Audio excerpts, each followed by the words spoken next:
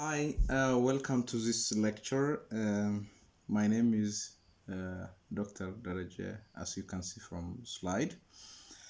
Uh, I'm your Algebra 2 course instructor. So in this chapter, we are going to see about modules. Let us start this week lecture.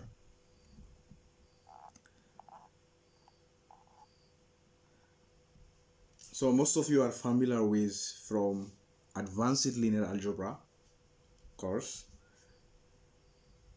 You have learned the notion of vector space. So a vector space defined over a field. So the new notion that we are going to see in this course is the notion of modules.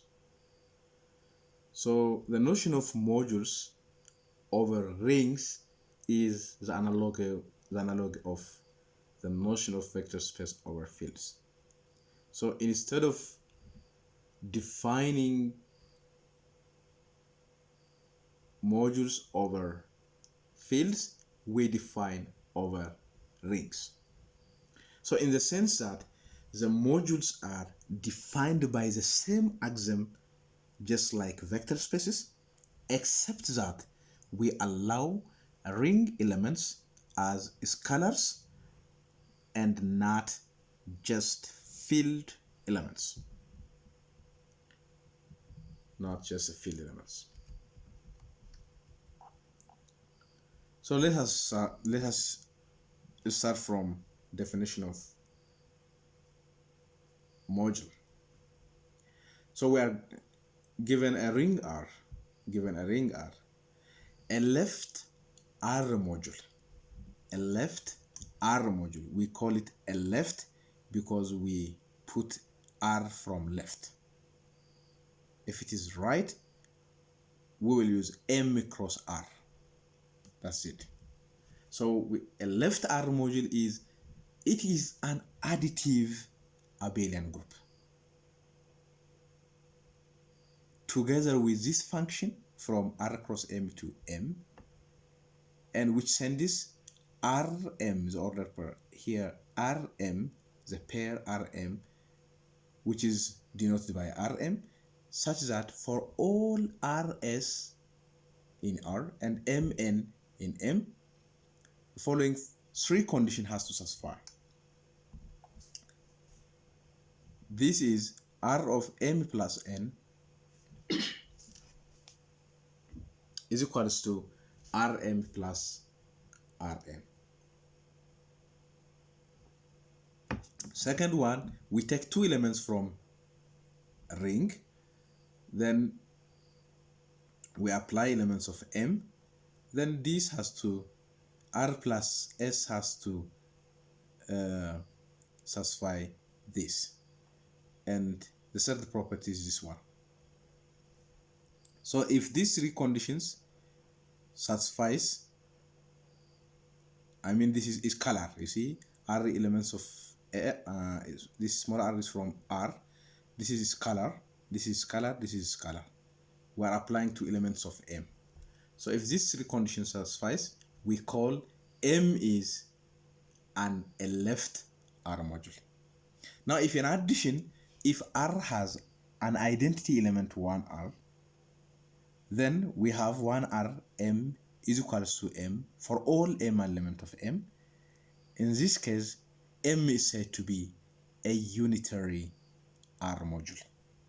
A unitary R module. If R is a division ring, go and check from Algebra 1 what the division ring means. Then a unitary R module is called a left vector space. A left vector space.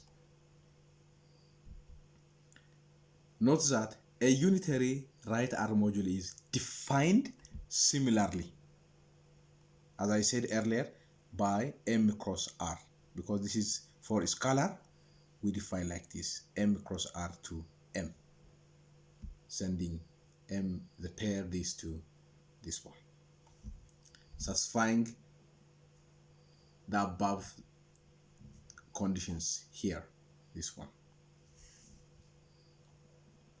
Now from now on, unless specified otherwise, R module means left R module, and it is understood that all theorems about left R modules also hold for right modules.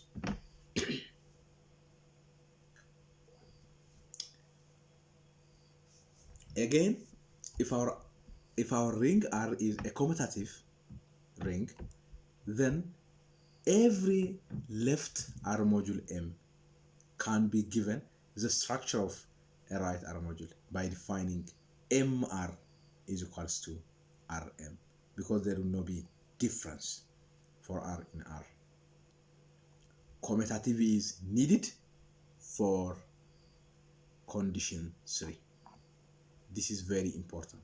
This step is very important.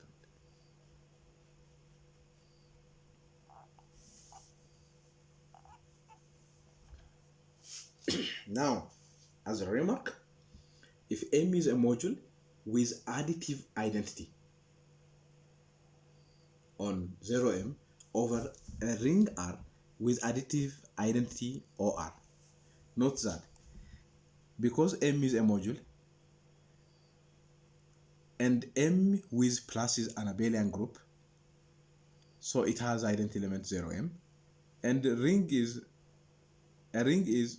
with plus is always abelian group, then we have identity element OR. Then it is easy to show that for all R in R, M element of M, M element of Z, these two conditions holds. So it's very clear proof here, so you can check.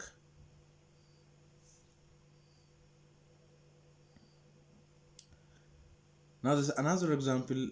Let the examples of module, let R be a ring.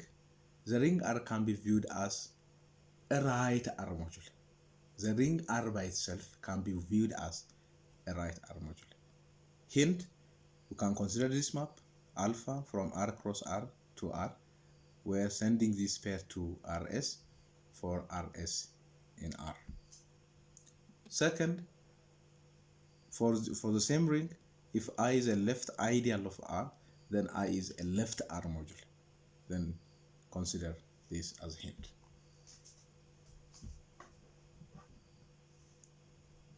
Another example, every abelian group G with plus is a Z module with scalar multiplication. I'm sorry. From Z cross to G, nx to nx, where nx is defined by x plus up to x n times if n greater 0, 0 if n 0, and by this absolute value of n times when n is less than 0. With this definition, shows that every abelian group G with plus is a Z module. The other one is for a ring R, we consider Cartesian product this, then this is also an R module where component wise addition and scalar multiplication.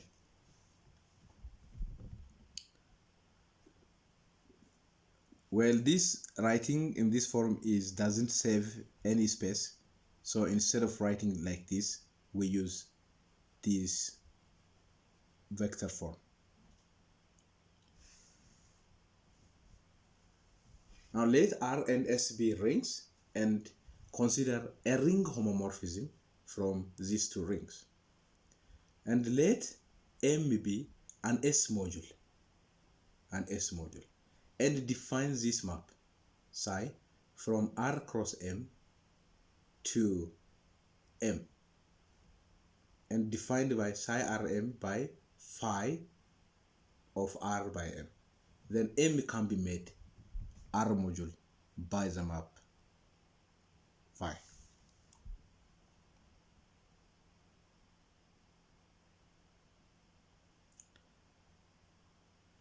Proof: since M is an S module, M with plus is an abelian group. Okay. In the following, we show that how the three axioms of a module are satisfied for all M n element of M and Rs element of R. You see,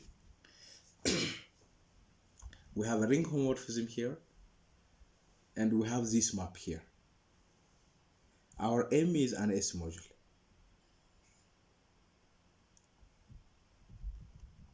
and this map is defined by this one. Then can M be made R module by this map, by this new map? We want to make M an R module instead of S module. But our given is M is an S module. Then with this relation, with this map, we want to make M an R module. Yes, proof: the first property, this one. So the first property is this, R with M plus N. So exactly, just we apply the map, but it's the same axiom that we used before. You see, R of M plus N. You see, the one we see here, R M plus N. So we are applying just as a function.